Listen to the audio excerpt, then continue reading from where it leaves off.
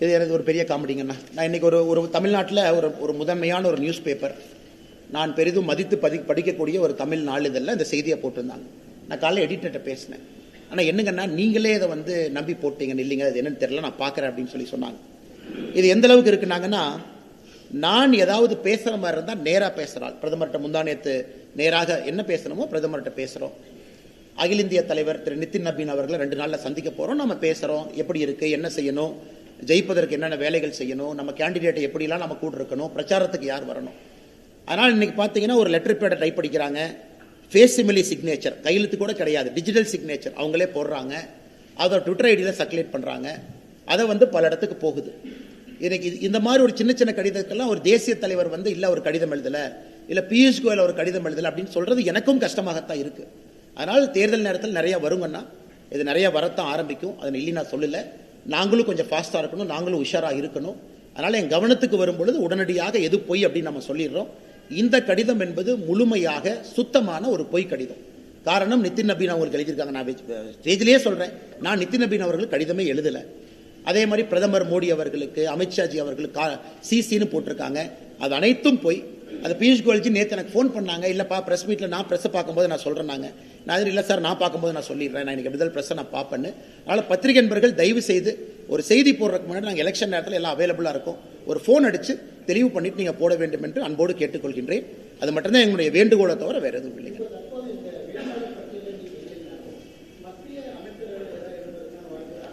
ஆனால் இன்னைக்கு இல்லைங்க, நான் கட்சியினுடைய முடிவு, நம்ம நிறையா பேர் நிறையா விஷயம் சொல்கிறீங்க, நிறையா பேசிட்டாங்க, பொலிட்டிக்கல் கமெண்டேட்டர்ஸ் இதை பற்றிலாம் சொல்லிட்டாங்க. நான் கட்சிக்கு ரொம்ப நாளைக்கு முன்னாடியே நான் வேண்டுகோள் விடுத்திருந்தேன், இந்த முறை நான் கேம்பெயின் பண்ணுறேன்னு. கட்சி அதை ஏற்றுக்கிட்டு கேரளா, புதுச்சேரி 3 நாள் கேரளா போயிட்டாங்கன்னா, நாளைக்கு காலையிலையும் கேரளாவில் தான் இருக்கேன். புதுச்சேரி 3 நாள், நாளைக்கு மத்தியானம் புதுச்சேரியில் இருக்காங்கன்னா, தமிழ்நாடு 9ஆம் தேதி ஆரம்பித்து 21ஆம் தேதி வரை தொடர்ந்து எல்லா நாளும் கேம்பெயினில் தான் இருக்க போகிறோம் அக்ராஸ் தமிழ்நாடு. கட்சியும் அதை ஏற்றுக்கிட்டு இந்த வேலையை செய்யணும்னு சொல்லிட்டாங்க. அதனால் எல்லா வேட்பாளர்கள் இங்கே போட்டியிடுவது மகிழ்ச்சி. அதில் நிறைய பேர் ஜெயிச்சு சட்டமன்றத்துக்கு போகணும். இன்னைக்கு நிறைய அந்த பொய் செய்தியெல்லாம் வருதுங்கிறதுக்காகத்தான் இன்னைக்கு எஸ்பி வேலுமணி அண்ணன் அவர்கள் தாக்கல் செய்த நாமினேஷன் ஃபார்மில் அவர் கூட இருந்து நான் அந்த வேட்புமனுவை அவரோடு சேர்ந்து அண்ணனுக்கு ஆதரவாக தாக்கல் செய்துவிட்டு வந்தோம். இங்கே இருக்கக்கூடிய எல்லா அனைத்து இந்திய அண்ணா திராவிட முன்னேற்ற கழகத்தினுடைய எல்லா வேட்பாளர்கள், கூட்டணி கட்சியினுடைய எல்லா வேட்பாளர்களுக்கு ஆதரவாக நான் உட்பட பாரதிய ஜனதா கட்சியினுடைய எல்லா தலைவர்கள் தொண்டர்களும் பணி செய்வார்கள். அது எங்களுடைய கடமை. ஆனால் வருத்தம் எது இல்லைங்கண்ணா. காரணம், எல்லா தேர்தலில் எல்லாருமே போட்டியிட முடியாதுங்கண்ணா. இன்னைக்கு இது பாரதிய ஜனதா கட்சி 27 இடத்துல போட்டிடுறோம். பெரும்பான்மையான இடத்துல அனைத்து இந்திய அண்ணா திராவிட முன்னேற்ற கழகம் போட்டிடுறாங்க. அவங்களுக்கு சப்போர்ட் பண்ண வேண்டிய தேர்தல் இது. கட்சி 2025 மார்ச்சில் அந்த முடிவு எடுத்துட்டாங்க. டெல்லியினுடைய பாரதிய ஜனதா கட்சியினுடைய தலைவர்கள் இப்படித்தான் இந்த தேர்தல் இருக்கணும் அப்படின்னு முடிவு எடுத்துட்டாங்க. கடந்த 1.5 ஆண்டுகளாக நீங்கள் பார்க்குறீங்க, இதுக்கு முழுமையாக கட்டுப்பட்டு கட்சி எடுத்திருக்கக்கூடிய முடிவை சக்ஸஸ் பண்ணுறதுக்காக வேலையில் முழுமையாக இறங்கியிருக்கேன். ஆனால் கட்சிக்கு எப்போவோ தெரியும், என்னுடைய கோரிக்கை ஏற்று கட்சி இந்த வேலையை செய்யணும்னு சொல்லியிருக்காங்க. இன்னொன்று நம்ம தெளிவான சொல்லியிருந்தாங்கன்னா, உதாரணத்துக்கு 23ஆம் தேதி நம்ம தேர்தல் நடத்தப்படும் பொழுது நான் எந்த பூத்தில் எங்கே இருக்கிறேனோ அந்த பூத்தில் இருக்கக்கூடிய அதிமுக வேட்பாளருக்கே நான் பூத் ஏஜென்ட்டாக அன்றைக்கி போய் இருக்கிறேன் அப்படின்னு நம்ம வீட்டுக்கு நம்ம பிஆர்ஜி அருண்குமார் அண்ணன் எங்களுடைய இந்த கவுண்டபாளையம் தொகுதியினுடைய வேட்பாளராக இருக்காங்க, அவங்ககிட்ட நான் சொல்லித்தான் அனுப்பினேன். நீங்கள் ஆதரவே கேட்கக்கூடாது, நாங்கள்லாம் வேலை செய்கிறோம்னு நான் தெளிவாக இருக்கின்றேன். இந்த தேர்தலில் என் ரோல் என்ன, என் பங்கு என்ன, கட்சியினுடைய வேலை என்ன செய்யணும் அப்படிங்கிறத தெளிவாக இருக்கோங்கன்னா அந்த வேலையை கச்சிதமாக செஞ்சு கொடுத்துருவோம்.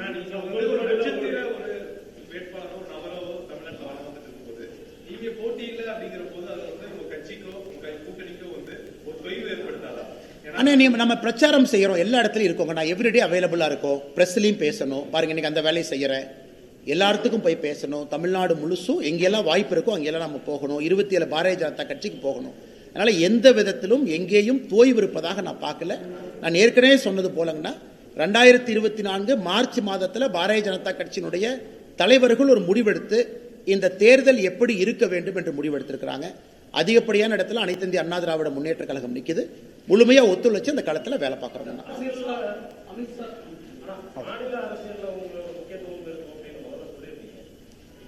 அண்ணா, நான் இங்கே தமிழ்நாட்டில் என்னுடைய அரசியல் தொடர்ந்து கொண்டே தான் இருக்கும், அதில் எந்த மாற்று கருத்தும் இல்லைங்கன்னா. இன்னைக்கு இது செய்யணும், மிச்சதெல்லாம் மே 4ஆம் தேதிக்கு பிறகு பேசுவாங்கன்னா. முதல்ல நம்முடைய கூட்டணி ஜெயிக்க வைக்கணும். நம்முடைய தொண்டர்கள் ஜெயிச்சா தானே அரசியல் பண்ண முடியும். இந்த 27 பேரும் ஜெயிச்சா தானே அரசியல் பண்ண முடியும். நம்ம கூட்டணி ஆட்சிக்கு வந்தால் தான் அரசியல் பண்ண முடியும். அந்த வேலையை முதல்ல செய்வாங்கன்னா, மிச்சதெல்லாம் அப்புறம் பேசுவாங்க. ஆனால் கோயம்புத்தூர் மக்கள் வெளியிருந்து வந்து யார் வந்தாலும் ஏற்றுக்கிறாங்க. நான் இல்லைன்னா இல்லை, அன்போடு பண்போடு பாசத்தோடு பரிவோடு இந்த மக்களுக்கு சேவை செய்யணும்னு நினச்சா ஏற்றுக்கிறாங்க. ஆனால் நான் உறுதியாக சொல்லுகின்றேன், கோயம்புத்தூரில் செந்தில் பாலாஜி அவர்களை தோற்கடிக்கப் போவது கோயம்புத்தூர் மக்கள் என்று சொல்வதை விட கோவை திமுக காரங்க என்பதில் நான் உறுதியாக இருக்கேன். கோயம்புத்தூர் மாவட்டத்தினுடைய திராவிட முன்னேற்ற கழகத்தினுடைய தொண்டன் தலைவர்கள் யார் இருக்கிறாங்க, அவங்க செந்தில் பாலாஜியை கோயம்புத்தூர் தெற்கு தொகுதியில் தோற்கடிப்பது உறுதி. எதுக்குன்னு நீங்க கேட்டீங்கன்னா நான் சொல்றேன். இவங்க எப்படி வாங்கியிருக்காங்கன்னு பாருங்க, அவங்க சீட்டு ஸ்ட்ரக்சரை பாருங்க. அதாவது சிங்கானல்லூரில் இருக்கக்கூடிய ஒரு பழைய வேட்பாளர் ஏற்கனவே சட்டமன்ற உறுப்பினராக தூக்கி அப்படி குப்பை வீசுற மாதிரி வீசியாச்சு அவரை. அங்க புதுசா ஒருத்தர் மாவட்ட செயலாளர், அவர் சம்பந்தமே இல்லாமல் அவரை கொண்டு போய் கோயம்புத்தூர் நார்த்து, ஏன்னா அவர் கைப்பாவையாக இருக்கின்றார். இவர் சம்பந்தமே இல்லாத கோயம்புத்தூர் சவுத்து, அப்புறம் சிங்கானல்லூர் கவுண்டபாளையமும் காங்கிரஸ் நீங்க நெல்லுங்க. ஸோ இதுல இருந்தே அரசியல் தெரிஞ்ச உங்களுக்கும் எனக்கும் எல்லாத்துக்குமே தெரியும் திராவிட முன்னேற்ற கழகத்தினுடைய கேம் இங்க என்ன அப்படின்னு. இன்னைக்கு செந்தில் பாலாஜி என்ன நினைக்கிறாருன்னா, கோயம்புத்தூர்ல அவரு மட்டும் ஜெயிக்கணும், வேற யாரும் ஜெயிக்கக்கூடாது. ஒருவேளை திமுக ஆட்சிக்கு வந்துச்சுன்னா அமைச்சர் அவரு மட்டும் வாங்கிக்கணும், வேற யாருமே போட்டிக்கு இருக்கக்கூடாது. அதனால அவரும் தோற்பார், கோயம்புத்தூரிலும் திராவிட முன்னேற்ற கழகம் தோற்கும். அதை கோயம்புத்தூர் திமுக காரங்களே தோக்கடிச்சு காட்டுவாங்க. நீங்க 18 உங்க கோயம்புத்தூர்ல இருக்கக்கூடிய திமுக காரங்களை நம்பி நீங்க சுயேட்சை வேட்பாளர் போட முடியாம கரூர்ல இருந்து சுயேட்சை வேட்பாளர்காரன் நீங்க போடுறீங்கன்னா, கோயம்புத்தூர்ல இருக்கக்கூடிய மானமுள்ள திமுக காரன் இதை ஏத்துக்குவானா நான் கேட்கறேங்கண்ணா. திமுகவும் நாங்களும் எதிரிகள் தான், நாங்க ரெண்டே சித்தாந்த அடிப்படையில் எதிரி தான். ஆனா திமுகவும் அரசியல் கட்சி, அங்க இருக்கிற தொண்டனுக்கும் ஒரு உணர்வு இருக்கு, அவங்களும் கொடியை பிடிச்சு அரசியல் பண்றாங்க. ஒரு மானமுள்ள திராவிட முன்னேற்ற கழகத்தினுடைய தொண்டன் 18 சுயேட்சைகள் கரூரிலிருந்து வந்து செந்தில் பாலாஜிக்கு ஆதரவாக கோயம்புத்தூர் தெற்கு தொகுதியில் போட்டியிடுவதை கண்டிப்பாக ஏற்றுக்கொள்ள மாட்டார்கள். விளைவு தேர்தலில் தெரியும். இன்னைக்கு கரூர்ல செந்தில் பாலாஜிக்கு மாற்று வேட்பாளர் யாருங்கண்ணா? கரூர்ல செந்தில் பாலாஜியினுடைய மாற்று வேட்பாளர் அவருடைய சொந்த தம்பி அசோக். இன்னைக்கு அசோக் சைலண்டா நாமினேஷன் ஃபார்மையும் கொடுத்துட்டு இடி 1.5 வருஷமா தேடிச்சு. தமிழ்நாடு போலீஸ் 1.5 வருஷமா கோழி அமுக்கிற மாதிரி அமுத்தி வச்சிருந்தாங்க. அவர் வெளியே உள்ள அந்த அடக்கோழி பார்த்தீங்கன்னா முட்டை போட்டதுக்கு அப்புறம் கோழி அமுத்தி வைக்கிற மாதிரி எங்கேயோ பதுக்கி வச்சிருந்தாங்க.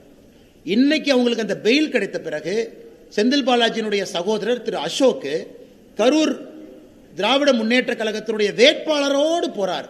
ஆனா எங்கேயாவது செந்தில் பாலாஜி சொன்னாரா என்னுடைய சகோதரர் அசோக் வந்து டம்மி கேண்டிடேட் நீங்க சொன்னாரானா? அதனால எனக்கு நாளை நான் கரூரை பார்த்துக்கிட்டு இருக்கேன். ஸோ அஃபீஷியல் டிஎம்கே கேண்டிடேட்னுடைய வேட்பு மனு நிராகரிக்கப்படுதான்னு நான் பார்த்துக்கிட்டு இருக்கேன்.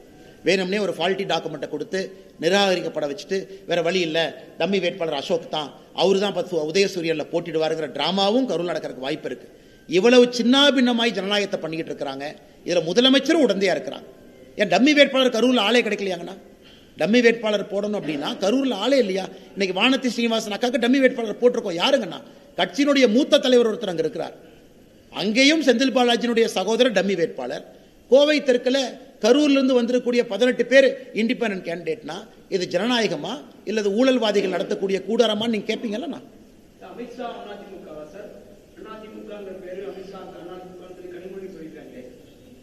கனிமொழி அக்காவே சீட்டு கிடைக்கலன்னு ரொம்ப சோகத்தில் இருக்கிறாங்க. ஏன்னா நீங்க சர்ச் ஃபாதர் எழுதுறாரு லெட்டர்ஸ் மு.க. ஸ்டாலின் ஐயாவுக்கு, இந்த முறை கனிமொழி அவர்களுக்கு நீங்க சீட்டு கொடுத்தா தான் உண்மையான சமூக நீதி.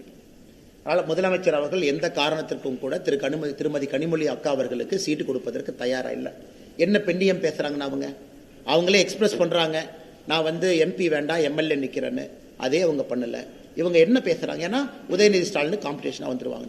திருமாவளவன் அவர்கள், அவர் எம்பியா இருக்கக்கூடிய அவரு போய் நாமினேஷன் ஃபார்மை தூக்கிட்டு போறாரு காட்டுமன்னார் கோவிலுக்கு. திருமாவளவன் அவர்களை மிரட்டி அந்த வேட்பு மனு வாபஸ் வாங்க வச்சிருக்கிறாங்க. இதை ஏன் நான் சொல்றேன்னாங்கன்னா, புதுச்சேரியில் மொத்தம் 30 இடங்கண்ணா. 16 இடத்துல காங்கிரஸ் நிக்குது, 14 இடத்துல கூட்டணி கட்சி நிக்குது. அவர்களுக்குள்ள கூட்டணி உடன்படிக்கை எட்டாத காரணத்தினால திருமாவளவன் 3 இடத்துல எக்ஸ்ட்ரா போட்டி போடுறார். 3 இடத்துலையும் பானை சிம்பிள் கொடுத்தாச்சு. மார்க்சிஸ்ட் கம்யூனிஸ்ட் கட்சி 3 இடத்துல எக்ஸ்ட்ரா போடுது. காங்கிரஸ் 6 இடத்துல போட்டி போடுறாங்க.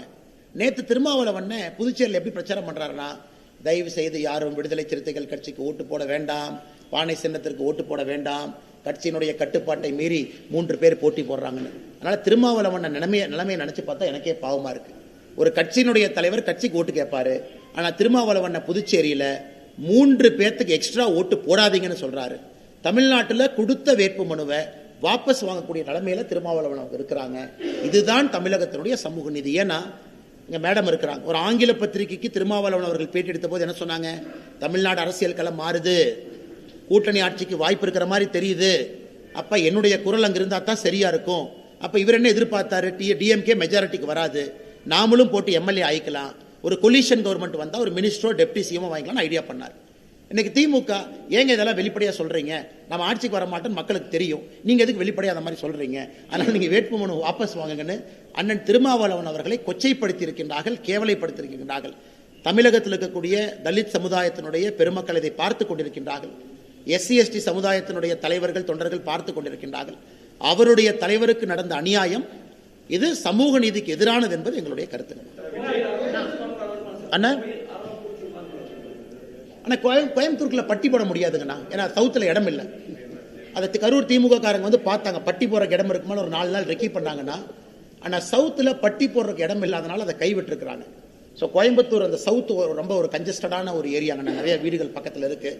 அதனால இன்னைக்கு பார்த்தீங்கன்னா, நேற்று நான் பார்த்தேன் அரவக்குறிச்சியினுடைய வேட்பாளர், அதிமுகவுடைய வேட்பாளர் அண்ணன் அவங்க செல்வகுமார் அவர்கள் நேற்று பட்டி போட்ட இடத்துல வெளியே நின்று பேசிட்டு இருந்தார். தென்னிலை பக்கத்தில் இடத்துல பட்டி போட்டு அடைச்சு வச்சிருந்தாங்க, அங்கேயே போய் வண்டி நிறுத்தி அந்த வேட்பாளர் செல்வகுமார் அவங்க பேசிட்டு இருந்தாங்க. கோயம்புத்தூர்ல ட்ரை பண்ணாங்க, ஆனா கோயம்புத்தூர்ல பட்டி போடுவதற்கு இடம் இல்லாதனால அதை விட்டுருக்காங்க.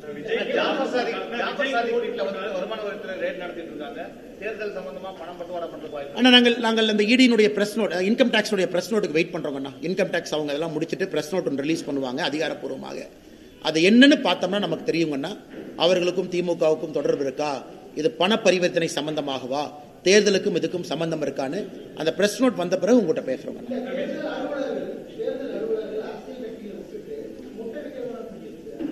அண்ணா அது ரொம்ப கஷ்டம் தானே.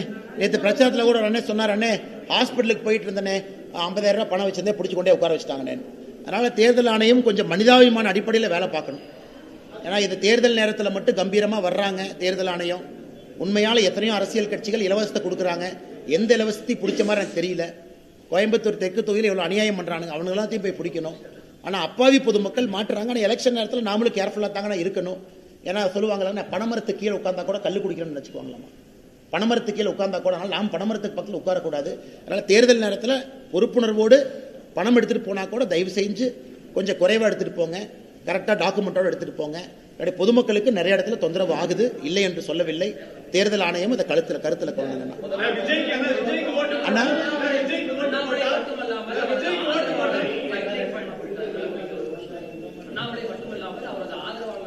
அண்ணா தமிழ்நாடு பாரதிய ஜனதா கட்சி எல்லா தொண்டர்களும் ஆதரவாளர்கள் தாங்கண்ணே, அங்க இருக்க எல்லா தலைவர்களும் ஆதரவாளர்கள். இதுல என்ன பிரிச்சு சொல்றீங்க? எல்லாரும் நம்முடைய தொண்டர்கள், எல்லாம் நம்முடைய சகோதர சகோதரிகள், எல்லோரும் வெற்றி பெற்று எல்லோரும் போகணும். நான் தான் அதிகாரப்பூர்வமா உங்ககிட்ட சொல்லிட்டேன், நான் சீட்டு கேட்கல, ரொம்ப நாளைக்கு முன்னாடியே கட்சியிட்ட சொல்லிட்டேன். உங்களுக்கு டவுட்டா இருந்தா நீங்க தலைவர்கிட்ட கிளாரிஃபை பண்ணலாம். பியூஷ் கோயல் கிட்ட அண்ணாமலை சொன்னது உண்மைங்களா நீங்க கிளாரிஃபை பண்ணுங்க. அல்லது நிதின் நபின்ஜி எங்களுடைய அகில இந்திய தலைவர் தமிழ்நாட்டுக்கு டூர் வரும்போது தயவு செஞ்சு கிளாரிஃபை பண்ணுங்க. ஆனா பொய்யா நான் சொல்றேன், கட்சி எனக்கு இந்த முறை நீ பிரச்சாரம் பண்ணுப்பாங்கிற பொறுப்பை கொடுத்துருக்கு, அந்த பொறுப்பை நாம செய்யறோம். இதுல உண்மைக்கு புறம்பா யாரோ 2 பேர் ஒரு டிவியில கருத்து சொல்றாங்கன்னா அது உண்மையாயிருமாங்கன்னா, நீ கேட்கறதுக்காக நான் கிளாரிஃபை பண்றேன். எல்லோருக்கும் ஒரு பொறுப்பு. அதே போல இந்த முறை வேட்பாளரா சில பேர் இருக்கு. இல்ல அப்படின்னா 2029 லோக்சபா தமிழ்நாடு குறைந்தபட்சம் 59 லோக்சபா சீட்டு வரும், குறைஞ்சபட்சம் 59 லோக்சபா சீட்டு. அதுல இந்த முறை யாருக்கு வாய்ப்பு கிடைக்கலையோ பாரதிய ஜனதா கட்சியினுடைய தலைவர்கள் அடுத்த முறை போட்டியிட போறாங்க. அந்த எலெக்ஷன் 2 வருஷத்துல வரப்போகுது. இன்னைக்கு எம்எல்ஏ எலெக்ஷன்ல நிறைய தலைவர்கள் போட்டி போடுறாங்க.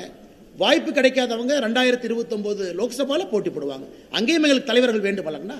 லோக்சபா எலெக்ஷன்லயும் பாரதிய ஜனதா கட்சி நிக்கணும் அல்லங்கண்ணா. இன்னைக்கு இந்த 1/3 உமன் ரிசர்வேஷன் பில் வந்தா தமிழ்நாடு குறைஞ்சபட்சம் 59 லோக்சபா சீட் உறுதியா 2029. அதனால அங்கேயும் போட்டியிடணும், எல்லா இடத்துலையும் போட்டியிடணும். எல்லா தலைவர்களுக்கும் தெரியும் யாரை எங்கே போட்டியிட சொல்ல வேண்டும் என்பது.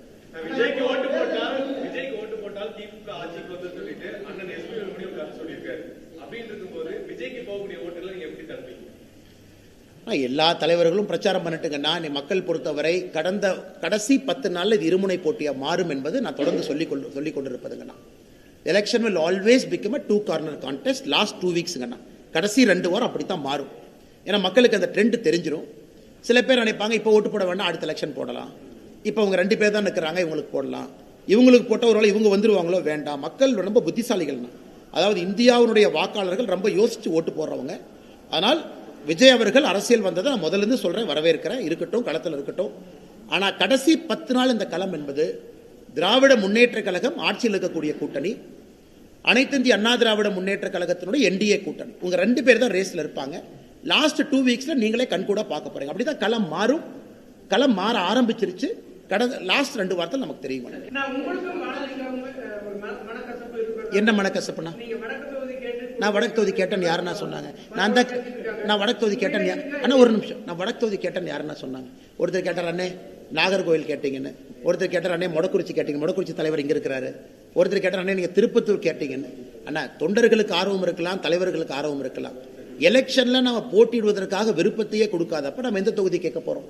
வானதி அக்கா அவர்கள் வடக்கு தொகுதியில் எத்தனை நாளா வேலை பார்க்கறான்னு உங்களுக்கு தெரியும், எனக்கு தெரியும். கோயம்புத்தூருடைய சவுத் எம்எல்ஏவாக இருந்தாங்க. அவங்க நார்த்தில் வேலை பார்த்துட்டு இருந்தது எல்லோருக்குமே தெரியும். அவங்க அதில் முழுமையாக இருந்தாங்க. நிறைய மக்கள் நல பணிகளை தொடர்ந்து செஞ்சுக்கிட்டு இருந்தாங்க. அதனால் இது ஊடகங்களில் ஒரு செய்தி எழுதும் பொழுது அதற்கு நான் ஒன்னொன்றுக்கு ரெஸ்பாண்ட் பண்ணால் அது சரியா இருக்காதுங்கண்ணா. அதனால எல்லோரையும் ஜெயிக்க வைப்பது எங்களுடைய கடமை, அந்த வேலையை செய்யணும்.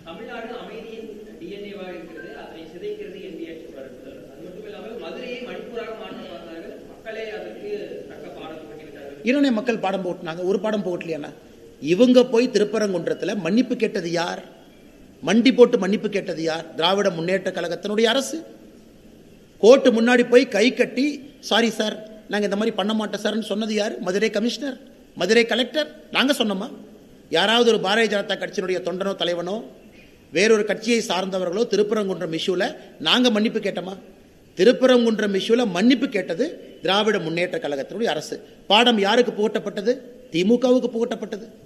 அதே போல தமிழ்நாடு இன்னைக்கு அமைதி பூங்காவா இருக்காங்கன்னா, எத்தனை கொலைகள் எத்தனை கற்பழிப்பெல்லாம் நம்ம பேசுறாங்க. அடுத்து பிரச்சாரத்தில் பேசுறோம் புள்ளி விவரத்தோடு. எத்தனை நடக்குது? இதன் அமைதி பூங்காவா இருக்கா? இந்தியாவில் இன்னைக்கு சட்டம் ஒழுங்குல அதல பாதாளத்தில் ஒரு நாடு இருக்குன்னா நம்முடைய தமிழ்நாடு தான். அதனால முதலமைச்சர் அவர்கள் எந்த ஊர்ல இருந்து பார்த்து பேசுறாருன்னு தெரியலீங்கன்னா, அவர் இன்னும் கொஞ்ச நாள் ஒரு வாரம் சுத்தினாருன்னா களம் தெரிஞ்சிடும். இப்போ தான் மக்களை முதலாக பார்க்குறாங்க. இத்தனை கட்சிக்காரங்களை தான் பார்த்துக்கிட்டு இருந்தார். ஒரு 10 நாள் தான் மக்களை பார்க்குறாங்க. அதனால் முதலமைச்சருக்கே தெரியும் மக்களுடைய கோபம் எல்லை கடங்காத ஒரு கோபமாக இருக்கிறது என்பது அவருக்கு தெரியும். ஆனால் எல்லாருக்குமே பண்ணுறோங்க. இப்போ வேலுமணி அண்ணனுக்கு போய் நம்ம நாமினேஷன் ஃபார்ம் கொடுத்துட்டு வந்தோங்க. நான் கூட அண்ணன் கூட இருந்தோம். அண்ணனுக்கு ஆதரவு தெரிவிச்சிருக்கிறோம். எல்லா அன்னைக்கு நம்ம கோயம்புத்தூரில் இருக்கக்கூடிய எல்லா நம்முடைய அதிமுக வேட்பாளர்கள் எல்லாத்துக்கும் நம்ம போகணும். தமிழ்நாடு முழுவதும் போகணுங்கன்னா இந்த 14 நாளில் எவ்வளோ செய்ய முடியுமோ எல்லாத்துக்கும் நம்ம செஞ்சிடணும். ஆனால் வடக்கு தொகுதி வானதி அக்கா எளிதாக கண்ணை மூடிக்கொண்டு ஜெயிப்பாங்க. ஏன்னா மக்களுடைய ஆதரவு, பெரும் ஆதரவு பாரதிய ஜனதா கட்சிக்கு, வானதி அக்காவுக்கு எல்லாருக்குமே வடக்கு தொகுதியில் பெரும் ஆதரவு இருக்கு. அனைத்து இந்திய அண்ணா திராவிட முன்னேற்ற கழகம் ஸ்ட்ராங்கா இருக்கிறாங்க, பாரதிய ஜனதா கட்சி ஸ்ட்ராங்கா இருக்கு. கோயம்புத்தூர் தெற்கு தொகுதியில் நீங்க நான் சொல்ற எழுதி வச்சுக்கங்க, அம்மன் அர்ஜுன் அண்ணன் ஒரு வரலாறு காணாத வெற்றி அவர் பெற போறார். நீங்க எழுதி வச்சுக்கங்க. வீடு வீடாக சென்று சந்து புந்தெல்லாம் போயிட்டு இருக்காங்க. இவங்க அண்டாவை தூக்கிட்டு இங்கே 2 பேர் திமுக காரங்க ஓடிட்டு இருக்கிறாங்க. அதனால் கோயம்புத்தூரை பொறுத்த வரைக்கும் எங்கேயுமே கடுமையான பிரச்சாரம் என்று சொல்வதை விட மக்களை சந்தித்து அன்பை கேட்டால் போதும், மக்கள் ஓட்டு போட்டுருவாங்க. கோயம்புத்தூருக்குள்ள எங்கேயுமே பிரச்சனை இருப்பதாக நான் பார்க்கலீங்க. எங்கேயுமே பிரச்சனை இல்லை. ஆமாங்க மேடம் அதை பற்றி நிறையா ஆர்டிக்கல் எழுதுறாங்க. இன்னைக்கு ஒரு பாரதிய ஜனதா கட்சியினுடைய எம்எல்ஏ அங்கே கோயம்புத்தூர் நார்த் வந்த பிறகு குறைகள் இருக்கு, நான் இல்லைன்னு சொல்லலீங்க. எம்எஸ்எம்இக்கு நம்ம நிறைய பண்ணியிருக்கோம், நான் டேட்டாலாம் படித்தேன். இருந்தும் இந்த உலக காலச்சக்கரத்தில் எம்எஸ்எம்இ கொஞ்சம் பிரச்சனைகள் கோயம்புத்தூரில் இருக்கு. ஒரு வலுவான குரலாக நம்முடைய சட்டமன்ற உறுப்பினர் அவங்க இருப்பாங்க. ஒரு ஸ்பெஷல் இன்ட்ரெஸ்ட் எடுத்து நாங்கள் சரி பண்ண போகிறோம். பண்ணிக்கிட்டே முடிஞ்சதை செஞ்சுக்கிட்டே இருக்கோம். ஏன்னா நிறைய இன்னைக்கு ஜியோ பொலிட்டிக்கல் ரிஸ்கில் கோயம்புத்தூருடைய எம்எஸ்எம்இ இருக்கு. அதனால் உறுதியாக தனி கவனம் கோயம்புத்தூருடைய எம்எஸ்எம்இக்கு நாங்கள் கொடுத்து உறுதியாக நாங்கள் அதை சரி செய்வோம் என்கின்ற நம்பிக்கையை நாங்கள் அளிக்கின்றோம்.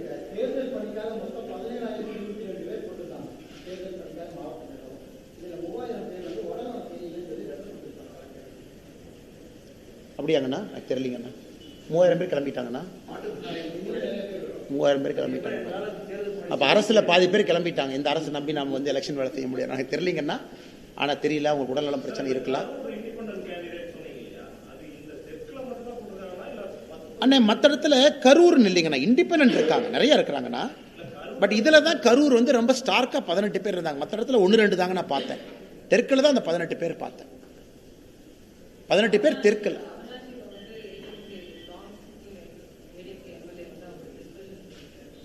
நேற்று முருகன் ஐயா அவர்கள் முன்னாள் சபாநாயகரை வீட்டில் போய் சந்தித்து ஐயாவுடைய காலில் விழுந்து ஆசீர்வாதம் முருகன் ஐயா வாங்கிட்டு வந்திருக்கிறாங்க. இன்னைக்கு மத்தியானம் மிக பிரம்மாண்டமான ஒரு வேட்புமனு தாக்கல் அவினாசியில் நடந்திருக்கு. ஒரு 8000 பேர்த்துக்கு மேலே தொண்டர்கள் தலைவர்கள் வந்து திரு எல் முருகன் ஐயா அவர்களுக்கு பெரும் ஆதரவோடு வேட்புமனு விழா நடந்திருக்கிறது. ஆனால் அவினாசியை பொறுத்தவரை கடந்த முறை எப்படி ஏடிஎம்கே 50,000த்திற்கு மேற்பட்ட வாக்கு வித்தியாசத்தில் வெற்றி பெற்றார்களோ இந்த முறை பாரதிய ஜனதா கட்சி ஏடிஎம்கே நாங்கள் இணைந்து அதை விட பெரிய மார்ஜினில் நம்ம ஜெயிக்க போகிறோம். நேற்றே ஐயா தனபால் அவங்களை சந்திச்சுட்டு வந்துட்டாங்க. அவரும் தனபால் அவர்களும் ஊடகத்தில் இந்த ரூமருக்கெல்லாம் முற்றுப்புள்ளி வைத்து அவரும் ஒரு செய்தி வெளியிட்டிருக்கிறாங்க. அதனால் எந்த பிரச்சனையும் இருப்பதாக நாங்கள் பார்க்கவில்லை.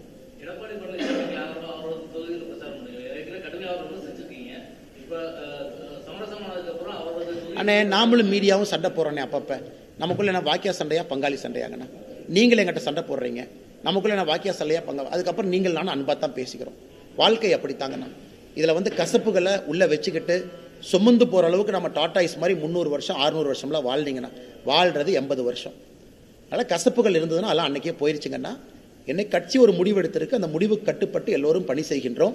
நமக்குள்ளே எப்படி உறவு இருக்கோ அப்படித்தான், அந்த உறவு அப்படித்தாங்கண்ணா. சில இடத்துல நாமளும் சண்டை போட்டுக்கிறோம்.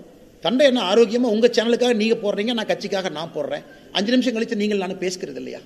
அப்படிலாம் கிடையாதுங்கன்னா எல்லோருக்கும் நாங்கள் பணி செய்வோம்.